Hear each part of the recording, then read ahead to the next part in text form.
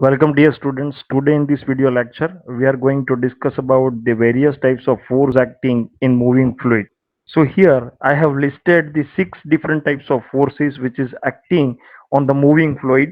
So let's we discuss one by one. First is inertia force. It is the product of mass and accelerations of the flowing fluid and act in the directions opposite to the directions of accelerations, and it is always exist in the fluid flow problems.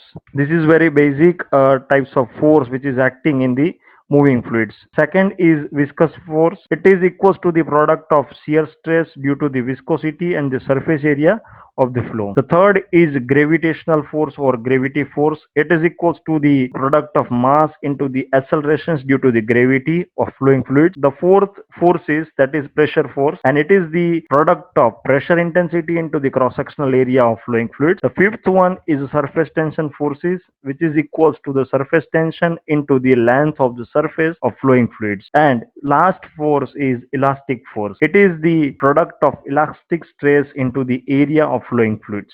Now students, we are discussing all the six types of fluid flow in very depth, as well as on the basis of this different forces we are able to define the dimensionless numbers, which is very helpful in our discussions.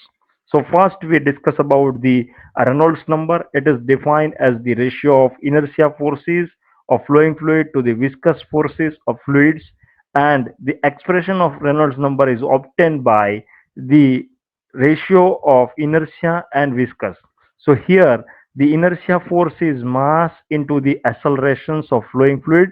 So mass is density into the volume, and the acceleration is change in velocity upon time. So here we get the rho into v divided by time into the velocity. So we get the rho a into v square. So this is the inertia forces. Now students, the viscous force is a shear stress into the area. We know the Newton's law of viscosity, that tau equals to mu into del u by del y. So instead of this tau, we put down the value of mu into del u by del y. And if we discuss in general context, then del u means the velocity, so v, and dy is a length, so we represent using the L.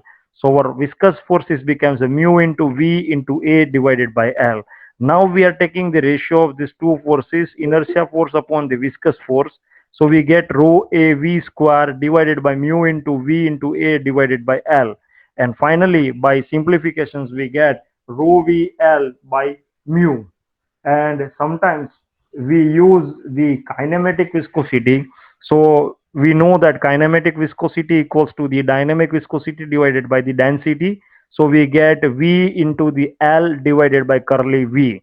And sometimes suppose it is a case of fluid which is passing through the pipe. So instead of this L is sometimes taken as a characteristics length, and for the pipe we take it is the diameter. Our Reynolds number for flow through the pipe, it is rho Vd by mu, and sometimes it is V into D divided by curly V. So in this way we have the Reynolds number. Now the second number is Ford's number, and Ford's number is defined as the square root of ratio of inertia force of flowing fluid to the gravity force. Students, we know that the inertia force is rho a v square, and gravity means W. We can represent it using the F suffix g, which is equals to mass into the accelerations due to the gravity.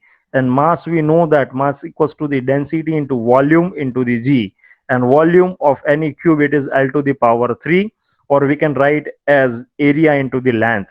And the Ford numbers is square root of inertia force upon the gravitational force. So we get rho a v square divided by rho a L into g. So here rho a is cancelled out, so we get v square upon L into g. And if we remove the square root, then we get v divided by square root of Lg. So it is a formula for calculations of Ford numbers. Now students, next number for discussion is a Euler's number.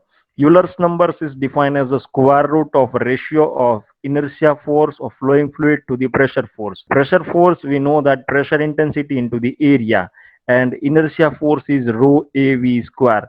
So we put it down over here. So we get the Euler's number equals to v under root or square root of p by rho. Then fourth number is a Weber number. It is defined as the square root of the ratio of inertia force of flowing fluid to the surface tension. And surface tension force we write as a surface tension into the length. So it becomes a sigma into L. And inertia force we know that it is a rho AV square. So the Weber number equals to the square root of rho AV square upon sigma into L. We again know that area equals to the L square, and so it is L is cancel it out, and finally we get the V divided by square root of sigma divided by rho into L. Now students, the next number is a Mach number. Mach number is defined as the square root of ratio of inertia force of flowing fluid to the elastic force. So here inertia forces is rho AV square, and the elastic force is elastic constant into the area, and area is represented using the L to the power 2. So finally we get V divided by K by rho, and K by rho is a velocity of sound in terms of bulk modulus or elastic modulus. So we can write that Mach number equals to V by C, where V is a velocity of a fluid and C is a velocity of sound in that fluid medium. So using this method, we can able to find it out the value of various dimensionless numbers. Now students, how to remember this dimensionless number, all the six? So it is very easy that we have the formula that RF equals to VG P. So using this formula, you can easily remember. Suppose Reynolds number is there, then it is inertia divided by viscous. So students, by inertia force divided by the viscous force, it gives you the value of Reynolds number. For Froude's number, it is the inertia force divided by gravity force. For the Weber's number, it is the inertia divided by the surface tension. For the Euler's number, it is inertia force divided by the pressure force. For Mach number, it is inertia force divided by elastic forces. So in this way, you can able to remember RFM equals to VG square. So using this formula, you can easily remember the different dimensionless number. Thank you. Thank you all.